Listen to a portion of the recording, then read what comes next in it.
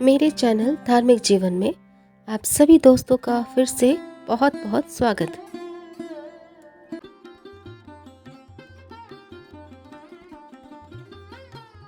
रावण ने जब मां सीता जी का हरण करके लंका ले गया, तब लंका में सीता जी वट वृक्ष के नीचे बैठकर चिंतन करने लगी। रावण बार बार आकर मां सीता जी को धमकाता था, लेकिन मां सीता जी कुछ नहीं बोलती थी। यहाँ तक कि रावण ने श्री राम जी के वेशभूषा में आकर मां सीता जी को भ्रमित करने की भी कोशिश की, लेकिन फिर भी सफल नहीं हुआ। रावण थक हार कर जब अपने शयन कक्ष में गया तो मंदोदरी ने उससे कहा, आप तो राम का वेश धर कर गए थे, फिर क्या हुआ? रावण बोला, जब मैं राम का रूप लेकर सीता के समक्ष गया तो सीता मुझे नजर ही नहीं आ रही थी। रावण अपनी समस्त ताकत लगा चुका था, लेकिन जिस जगत जननी माता को आज तक कोई नहीं समझ सका, उन्हें रावण भी कैसे समझ पाता। रावण एक बार फिर आया और बोला, मैं तुमसे सीधे सीधे संवाद करता हूं, लेकिन तुम कैसी नारी हो कि मेरे आते ही घास का तिनका उठाकर उसे ही घूर घूर कर देखने लगती हो। क्या घास का तिनका तुम्हें राम से भी ज्यादा प्यारा है?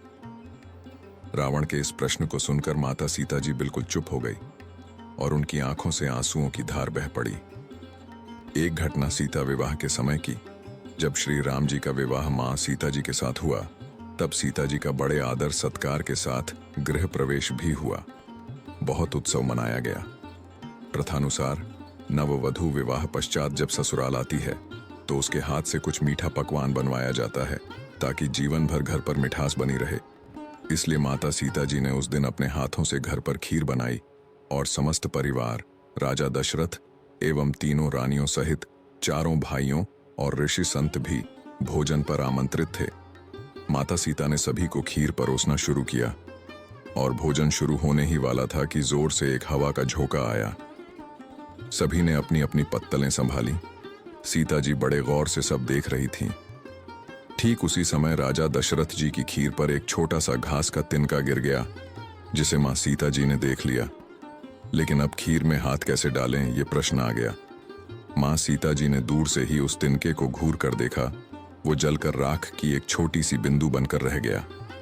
सीता जी ने सोचा, अच्छा हुआ किसी ने नहीं देखा।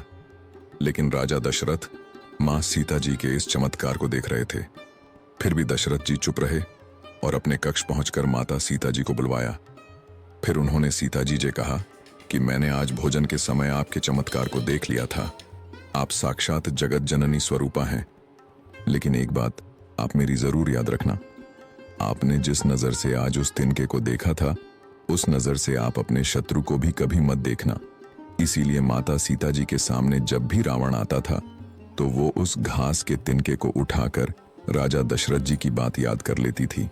तृणधर ओट कहत वैदेही सुमिरी अवधपति परम सनेही। ये सुन